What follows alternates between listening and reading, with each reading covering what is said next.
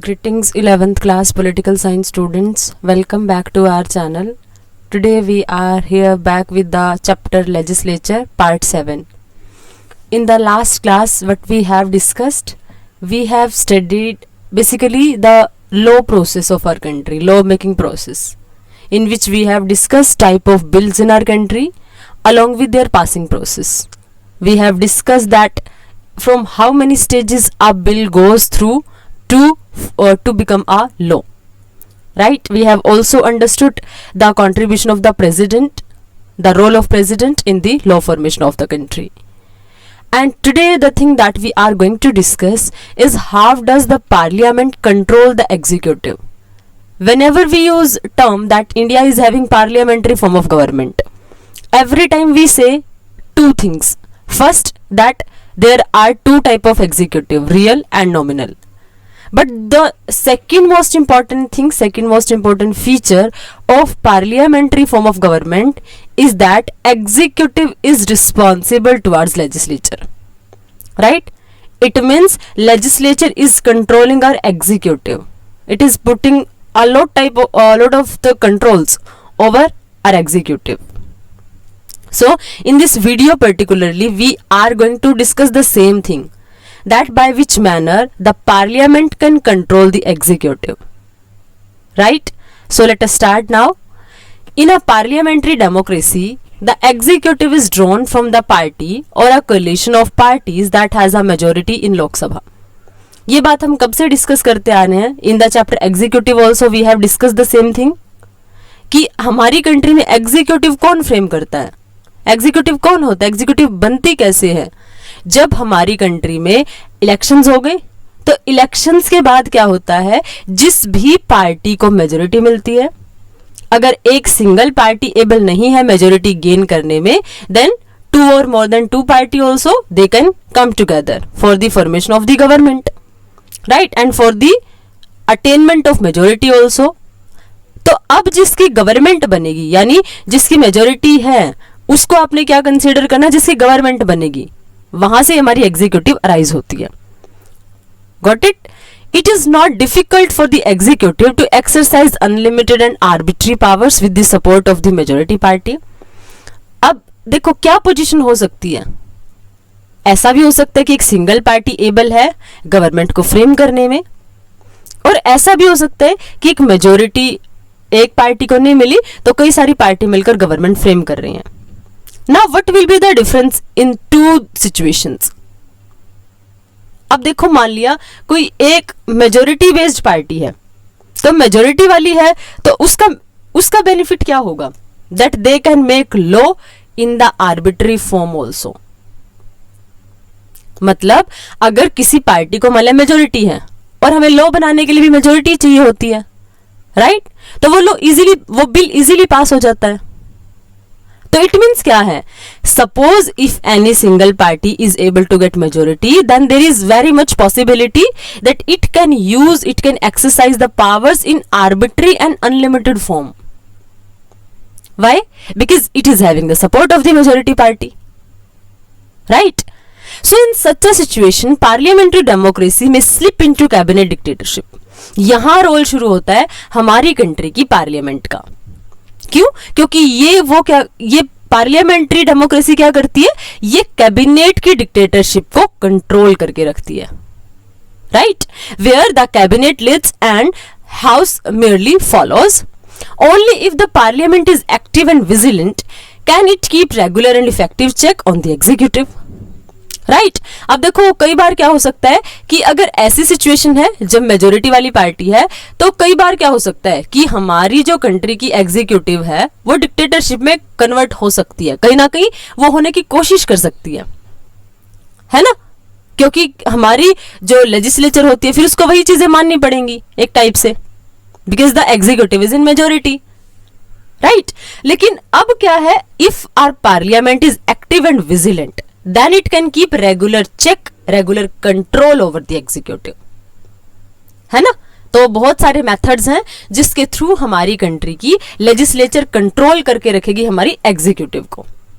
There are many ways in which the parliament can control the executive, और वो बहुत सारे मेथड्स हैं जिसके थ्रू हमारी कंट्री की पार्लियामेंट कंट्रोल करती है एग्जीक्यूटिव को। सबसे पहले तो देखो, अभी तक आप लोगों को क्या समझ आया? अभी तक आपको ये समझ आया just because of parliamentary form of democracy in our country, क्या है हमारी कंट्री में, क्या प्रोविजन है? That executive is responsible, executive is answerable towards legislature, right? और क्या होता है, और ऐसा देखो क्यों? क्योंकि हमारी कंट्री का अगर system parliamentary form of government है ना, तो लेकिन हमारी कंट्री में एग्जीक्यूटिव अराइज कहां से होती है? जिस पार्टी को मेजोरिटी मिलती है। अगर एक पार्टी को नहीं मिलती तो दो या दो से ज्यादा पार्टी भी मिलकर गवर्नमेंट फ्रेम कर सकती है। लेकिन पावर का मिसयूज कहां हो सकता है? Power can be misused when any single party is able to get majority, because it will try to frame law according to arbitrary forms. वो आर्बिट्री फॉर्म में लॉ बनाने की कोशिश करेंगे। तो ऐसे में क्या रिक्वायरमेंट है?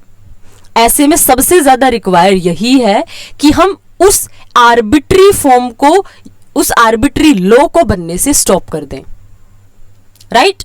और वो वर्क किसका है? वो वर्क होगा हमारी पार्लियामेंट का, क्योंकि पार्लियामेंट में जो बेसिकली लोकसभा चैम्बर है, that is the representative of the people, right? And because they are representing us, so they will keep an eye on everything, on every law that is going to be framed in the parliament, that executive, any kind of law that executive is going to implement, तो parliament वो check करके रखेगी, because they are the representative of the people, right? So अब वही method discuss करेंगे कि कैसे हमारी कंट्री की पार्लियामेंट एग्जीक्यूटिव को कंट्रोल करती है। I hope introductory part is clear to all of you. Okay, अब देखो, there are many ways by which parliament can control the executive, but basic to them all is the power and freedom of the legislators as people representative to work effectively and fearlessly। और जो सबसे बड़ा base है इस चीज के लिए ना, जो हमारी पार्लियामेंट की पावर है, वो सबसे बड़ा बेस उसके लिए क्या है? क्योंकि ये लोगों की रिप्रेजेंटेटिव है, and that's why, because they are representing the entire country, that's why they are able to work effectively also, and they are able to work fearlessly also, right? Because they are the representative of the people, they are representing us on the central level. Okay, for instance, no action can be taken against a member for whatever the member may have said in the legislature। देखो ये कितनी freedom मिली हुई है कि देखो क्या मतलब, क्योंकि वो हमें रिप्रेजेंट कर रहे हैं। Let us take its positive aspect. अगर आप इसका पॉजिटिव एस्पेक्ट लेते हो तो गवर्नमेंट की जो पॉलिसी हमें पसंद नहीं आई, so for being a representative वो हमारे लेजिस्लेटर्स को भी पसंद नहीं आएगी, है ना? And they can say wordings against it, right? But सोचो अगर ऐसा होना शुरू हो जाए कि एग्जीक्यूटिव कंट्रोल कर ले, फिर उसके ऊपर एग्जीक्यूटिव क्या कर सकती है कि ये तो ना ऐसे वर्ड्स यूज कर रहे हैं जो गवर्नमेंट की कहीं ना कहीं प्रेस्टीज के अगेंस्ट है, तो उसको अरेस्ट करवा दो। लेकिन हमारी कंट्री में ऐसा सिस्टम नहीं है। What is the system? Because legislators are the representative of हर country, that's why they are putting the points which are in the mind of our citizens, right? इसीलिए क्या है, हमने उनको इतनी फ्रीडम दी है कि अगर कोई क्वेश्चन है, अगर कोई वर्डिंग्स है, अगर कोई थॉट्स है, वो उसको एक्सप्रेस करना चाह रहे हैं, तो they can do it without any kind of fear. There will be no any action against them, उनके अगेंस्ट कोई एक्शन नहीं लिया जाएगा, राइट? और इसको क्या बोला जाता है? This is known as parliamentary privilege. अब देखो डायरेक्टली 1 मार्क क्वेश्चन फ्रेम हो गया। What do you understand by parliamentary privilege? यानी कि वो जो स्पेशल राइट, प्रिविलेज मतलब होता है स्पेशल राइट्स। तो कौन सा स्पेशल राइट्स है? कि वो पार्लियामेंट में अपनी बात को रख सकते हैं, उनके अगेंस्ट उनको स्टॉप नहीं किया जाएगा, ओके? उनके अगेंस्ट कोई भी एक्शन नहीं लिया जाएगा, right? The presiding officers of the legislature has the final power in deciding matters of breach of privilege। अब देखो प्रिजाइडिंग ऑफिसर कौन हो गया भाई लेजिस्लेचर का? हमारे स्पीकर, डेप्यूटी स्पीकर, है ना? तो उनके पास फाइनल अथॉरिटी होती है, फाइनल पावर होती है किस चीज को डिसाइड करने में? Matter of breach of privileges. यानी कि प्रिविलेजेस, किस पर्सन ने प्रिविलेजेस का मिसयूज तो नहीं किया, वो सारी चीजें, यानी किसी ने पार्लियामेंट्री डिसिप्लिन को वॉइड तो नहीं किया, वो उन सारी चीजों के रिगार्डिंग फाइनल अथॉरिटी होती है किसकी? हमारे प्रिजाइडिंग ऑफिसर्स की, because they are having the responsibility to make a discipline also in the chamber, right? अब देखो जो मेन पर्पज है, मेन पर्पज क्या है हमारे प्रिविलेजेस का? the main purpose of such privileges is to enable the members of the legislature to represent the people and exercise effective control over the executive. क्यों हम लोग चाहते हैं कंट्रोल करना? अब देखो इसका ऑब्जेक्टिव क्या है? इसका ऑब्जेक्टिव ये है ताकि लोगों को लोग रिप्रेजेंट करें, right? Members to of the legislature to represent the people, क्योंकि वो हमें रिप्रेजेंट कर रहे हैं. और अगर उनके दिमाग में फियर है कि अगर हमने ना ये वर्डिंग बोल दी, क्योंकि ये वर्डिंग गवर्नमेंट के अगेंस्ट है, तो हमें या तो अरेस्ट किया जाएगा, प्रिटेंटिव डिटेंशन में रखा जा सकता है, and any kind of legal action can be taken against us. तो क्या आप बोलोगे? नहीं बोल सकते. देखो जैसे क्लासेस में क्या होता है, the teacher who give strict punishment, उनकी क्लास में आप चुपचाप बैठ सकते हो ना, बैठते ही हो, है ना? और जब टीचर्स आपके साथ लीनियंट हो जाते हैं, थोड़ा मतलब ओपन हो जाते हैं, तो what you do? You never try to listen because you feel कि आपके पास फ्रीडम है, you can express your ideas. In the same manner parliament में भी क्या हो रहा है? पार्लियामेंट में भी वही हो रहा है कि अगर उन लोगों के माइंड में ये फियर हो कि उनकी वर्डिंग्स ना, अगर उनकी वर्डिंग्स ने अगेंस्ट में कुछ अराइज कर दिया, अगर उनकी वर्डिंग्स की वजह से कुछ ऐसे वर्ड्स उन लोगों ने बोल दिए जो एग्जीक्यूटिव के अगेंस्ट हैं, तो उनके अगेंस्ट एक्शन हो सकता है. अगर ऐसा माइंड उन लोगों के, ऐसा फियर उन लोगों के माइंड में हो, तो they will not speak even a single word whether the law is correct और इनकरेक्ट. बट उनको क्या पता है that they are representing the people of our country, है ना? And that's why they are able to speak fearlessly. Done. अब उसके बाद how does the parliament exercise such control? अब जो एक कंट्रोल जिसकी हम इतनी देर से बात कर रहे हैं, वो एक्सरसाइज कैसे होता है, यूज कैसे करती है हमारी कंट्री की parliament? What are the means available at its disposal? कौन कौन से मीन्स हैं जो इसके डिस्पोजल पर अवेलेबल हैं? Is parliamentary control successful in curbing executive axes? क्या हमारी पार्लियामेंट कंट्रोल कर पा रही है सक्सेसफुली हमारी एग्जीक्यूटिव की एक्सेस पावर्स को? क्या वो सक्सेसफुली कंट्रोल कर पाती है? So let us now discuss जो इंस्ट्रूमेंट है पार्लियामेंट्री कंट्रोल के, वो है कौन कौन से, राइट? अभी तक जो आप लोगों ने डिस्कस किया कि हमारी जो पार्लियामेंट है that is able to control executive, right? And in the paragraph we have discuss that there are lot of methods by which the legislature or you can say the parliament of our country it is able to control the executive part. But अब वही read करेंगे कि वो instrument actual में कौन से हैं जिसके थ्रू हमारी कंट्री की जो पार्लियामेंट है वो गवर्नमेंट को कंट्रोल करके रखती है. So let us have a look on this. The legislature is in parliamentary system ensures executive accountability at various stages. हमारी कंट्री की जो लेजिस्लेचर है ना, वो क्या करती है? गवर्नमेंट की अकाउंटेबिलिटी को बहुत सारी स्टेजेस पे इंश्योर करती है. जैसे पॉलिसी मेकिंग हो गया, लॉ की इंप्लीमेंटेशन हो गया, लॉ या पॉलिसी की इंप्लीमेंटेशन हो गया, and during and post implementation stage, यानी जब इंप्लीमेंट हो भी गया ना तो उसके बाद भी, इंप्लीमेंट होने की प्रोसेस में है, ड्यूरिंग है, या फिर इंप्लीमेंटेशन होने के बाद भी. The legislature does this through the use of variety of devices. और लेजिस्लेचर इसको बहुत से इंस्ट्रूमेंट्स हैं, बहुत सारे डिवाइसेस हैं जिसके थ्रू लेजिस्लेचर कंट्रोल करती है हमारी कंट्री की एग्जीक्यूटिव को. तो अब वो एक्चुअल में वो इंस्ट्रूमेंट्स हैं कौन से? So first is deliberation and discussion. सबसे फर्स्ट होता है आपका डेलिब्रेशन एंड डिस्कशन. सेकंड होता है अप्रूवल और refusal of the laws. Third होता है फाइनेंशियल कंट्रोल. और फोर्थ जो सबसे इंपॉर्टेंट है, जो फियर जनरेट करके रखता है in the mind of executive, that is no confidence motion. Okay, तो अब इनको डिटेल में डिस्कस करते हैं. फर्स्ट है आपका डेलिब्रेशन एंड डिस्कशन. अब डेलिब्रेशन और डिस्कशन से कैसे एग्जीक्यूटिव कंट्रोल होती है, let us have a look over it. अब देखो, during the law making process members of the legislature get an opportunity to deliberate on the policy direction of the executive and the ways in which policies are implemented. अब देखो, जो law making process होती है उसमें legislature के members क्या करते हैं, उनके पास एक अपॉर्चुनिटी होती है, राइट? किसकी? कि जो पॉलिसी बनने जा रही है ना, वो किस वे में बनने जा रही है, राइट? क्योंकि उनकी डेलिब्रेशन होती है, उनकी कंसेंट ली जाती है, and they discuss everything. And you can say before their discussion and approval, we can't implement any kind of law. So apart from deliberating on bills, control may also be exercised during the general discussion in the house. क्योंकि देखो, अगर bill से आपको law में convert करना है, bill होता है इंट्रोडक्टरी, राइट? जब वो कन्वर्ट होता है तब तो आप उसको एक्ट में कन्वर्ट कर देते हो। तो उस बिल को एक्ट बनने के लिए बहुत सारी प्रोसेसेस से गो थ्रू होना पड़ता है। Already we have discussed all this processes in last class, है ना? तो अब जब क्या होता है, जब गवर्नमेंट, एक तो गवर्नमेंट की आपको लेजिस्लेचर की कंसेंट लेनी पड़ती है गवर्नमेंट को, और उस डेलिब्रेशन, उस कंसेंट के अलावा भी क्या होता है, जब हाउस में रिप्रेजेंट होता है ना कोई भी बिल, तो उस पर डिस्कशन होता है, जनरल डिस्कशन होता है। और डिस्कशन ऐसा नहीं होता है, डिस्कशन में क्वेश्चंस भी पूछे जाते हैं, and the minister that who is representing that particular bill, he और she will have to give satisfactory answers, क्योंकि आपको उसको मेजोरिटी से पास भी तो कराना होता है। And suppose the ministers are not able to give satisfactory answer, then why the people are going to give their votes in favour of that particular bill? होगा ही नहीं, है ना?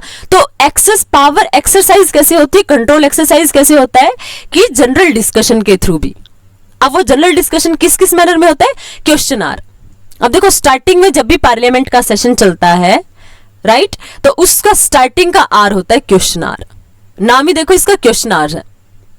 अब क्वेश्चन आर का मतलब, इसमें क्वेश्चन पूछा ही पूछा जाएगा। इसका मतलब क्या है? Which is held every day during the sessions of the parliament. ये हर डे हेल्ड होगा आपका, हर एक दिन, जितने दिन सेशन चलेगा। Where ministers have to respond to searching question raised by the members. और वहां, अब देखो, इससे ना मिनिस्टर कहीं ना कहीं फियर फील करते हैं। क्यों? Because they will have to face a lot of questions which are raised by the member of our parliament. उनको बहुत सारे क्वेश्चंस के आंसर देने पड़ते हैं।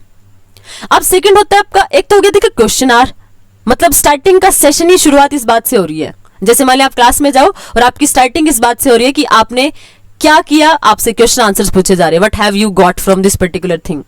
तो आप उस क्लास में पढ़ के जाओगे, तैयारी करके जाओगे, है ना? The same thing is our ministers also, because they know that they will have to give satisfactory answer. तो वो स्टार्टिंग का आर कौन सा है? Question hour. और जहां उनको सेटिस्फैक्टरी आंसर्स देने पड़ते हैं, जहां उनको मिनिस्टर ने जो फाइंड आउट किया ना अपनी रिसर्च के थ्रू, उन सारे के सारे आंसर्स को सेटिस्फाई, सारे के सारे क्वेश्चंस को सेटिस्फाई करना पड़ेगा। उसके बाद देखो zero hour, where members are free to raise any matter that they think is important through the minister are not bound, though the ministers are not bound to reply।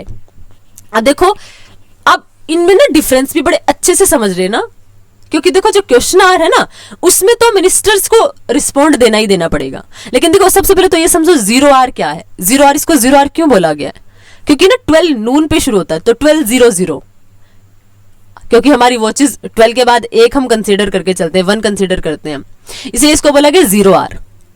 लेकिन इसमें देखो zero are का benefit क्या है?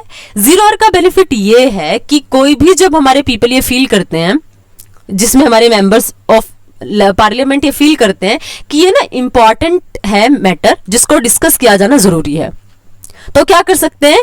उसी question को पूछ सकते हैं। बट हालांकि प्रॉब्लम क्या है कि मिनिस्टर्स इन क्वेश्चंस का आंसर देने के लिए, रिप्लाई देने के लिए बाउंडेड नहीं है, right? Half an hour discussion on matter of public importance. Half an hour discussion क्या, कि कुछ ऐसा मान लिया पब्लिक इंपॉर्टेंस का मैटर हैपन हो रहा है, तो उसके regarding half an hour discussion होता है। एडजॉर्नमेंट मोशन, एडजॉर्नमेंट मोशन मतलब आप जो टास्क चल रहा है ना एक टाइप से, उसको क्या कर दो? स्टॉप कर सकते हो। एडजॉर्नमेंट मतलब होता है स्थगित कर देना, राइट? उसके बाद etcetera are the instrument of the exercising control. ये वो मेथड्स हैं जिसके थ्रू हमारी जो पार्लियामेंट है, हमारे जो मेंबर ऑफ पार्लियामेंट हैं, they are having control over executive. क्या क्या समझ आया?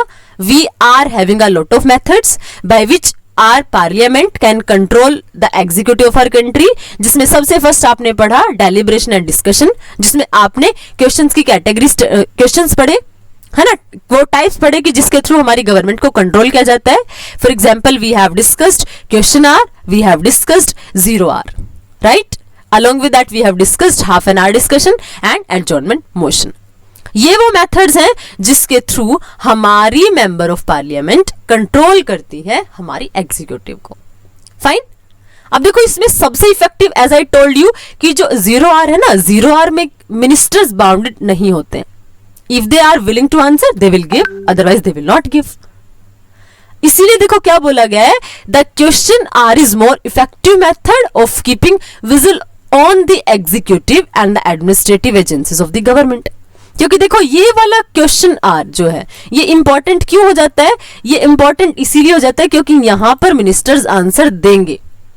0R में हमने क्या पढ़ा, although we can ask question on any topic that is of public importance, but the ministers they are not bound to give the answer, है ना, they are not bound to reply, but question R में they will have to answer, and if they will have to answer, so it means it is the most effective way by which we can keep an eye over the administrative agencies of the government, right? Members of the parliament have shown great interest in question hour and maximum attendance is recorded during this time. अब जो हमारे member of parliament है ना, अब देखो उनके पास भी ये चांस होता है कि वो गवर्नमेंट से क्वेश्चन पूछें। वैसे तो सपोज कि गवर्नमेंट मेजोरिटी के साथ बैठी है, बट एटलीस्ट उनके पास कुछ मैटर है ना, कुछ क्वेश्चन है पूछने के लिए, तो क्या है क्वेश्चन आर उन लोगों को वो अपॉर्चुनिटी प्रोवाइड करवाता है। And that's why the people of member the members of parliament they are also greatly interested in it, right? And maximum attendance is recorded during this time, इस time पे सबसे ज्यादा अटेंडेंस रिकॉर्ड होती है। अब देखो most of the questions aim at eliciting information from the government on issues of public interest such as price rise, availability of food grains, atrocities on weaker section of the society, riots, black marketing etc. इसमें देखो, लेकिन इसमें जो questions होते हैं ना basically वो किसके रिगार्डिंग होते हैं, कुछ जनरल इंफॉर्मेशन, कुछ ऐसे इश्यूज जो पब्लिक इंटरेस्ट के होते हैं, मतलब इंडिविजुअल इंटरेस्ट के मैटर पे आप डिस्कशन नहीं करोगे। किसके ऊपर डिस्कशन करना है, जो पब्लिक इंटरेस्ट के मैटर्स हैं उनके ऊपर डिस्कशन करना है। पब्लिक इंटरेस्ट कैसे, मान लिया महंगाई बहुत ज्यादा बढ़ गई है, इन्फ्लेशन बहुत ज्यादा बढ़ गया, तो क्या उसके ऊपर डिस्कशन हो जाएगा। फूड ग्रेन्स की शॉर्टेज है तो उन फूड ग्रेन्स को अवेलेबल कैसे कराया जाएगा, फूड ग्रेन्स के रिगार्डिंग जो भी इशू है उसको डिस्कस कर सकते हैं because it's the matter of public interest. उसके अलावा एट्रोसिटीज, मतलब किसी मान लिया कोई सोशल ग्रुप है जिसके अगेंस्ट किसी दूसरे ने क्रुएलिटी कर दी, तो उस एट्रोसिटीज के अगेंस्ट हम लोग कंसर्न कर सकते हैं, क्वेश्चंस पूछ सकते हैं। उसके अलावा अगर वीकर सेक्शन के अगेंस्ट कुछ भी हुआ है तो भी रायोट्स, मतलब कहीं कोई दंगे हो गए रिलीजन की वजह से, कास्ट की वजह से, ब्लैक मार्केटिंग कालाबाजारी मतलब करप्शन और ये सारी चीजें, तो we can discuss all these type of public, you can say public interest topic in this particular hour, question hour. Fine, this gives the members an opportunity to criticise the government. देखो हमारे member of parliament इसमें सबसे ज्यादा interested क्यों होते हैं, suppose any party that is in majority है ना, that will frame the government, but there are some people also na who are not able to make the government and they are playing the role of opposition party, तो उनको तो chance चाहिए होता है government को criticise करने का, तो वो लोग क्या करेंगे, ये मेथड है उनके पास, वो इसको ग्रैब करते हैं because in this method only they are getting opportunity to criticise the government, है ना। तो एक तो फॉरमोस्ट रीजन क्या है कि उनको क्रिटिसाइज करने का चांस मिल जाता है, और दूसरा क्या होता है because they are representing the problems of their constituencies. So this is the method by which they can represent their constituency, they can represent their area, right? The discussion during the question are so heated that it is not uncommon to see members raise their voice, walk to well of the house and walk out in protest to make their points. और देखो ये discussion कैसा होता है question are में, इसको इतना heated topic हो जाता है कि ये इट इज नॉट अनकॉमन, ऐसी चीजें बड़ी कॉमनली आपको देखने को मिल जाएंगी कि मिनिस्टर्स अपनी वॉइस रेज कर रहे हैं, walk to the well of the house, मतलब उसकी दीवारों तक चल रहे हैं, हाउस की दीवारों तक चल रहे हैं, और कई बार तो प्रोटेस्ट में बाहर तक चले जाते हैं अपने पॉइंट को रखने के लिए। Fine, this results in considerable loss of legislative time. लेकिन देखो एक तरफ जो पॉजिटिव एस्पेक्ट तो क्या है, because we are having an instrument to control the executive of our country. But सोचो हमने क्या पढ़ा कि वो लोग हाउस से ही बाहर चले जा रहे हैं, है ना, तो ये क्या हो रहा है, it is wasting the time only. इसमें हम क्या कर रहे हैं, we are just wasting the valuable time of our country, है ना। तो it is the drawback of this particular question hour. At the same time, we must remember that many of these actions are political techniques to gain concession from government and in the process force executive accountability.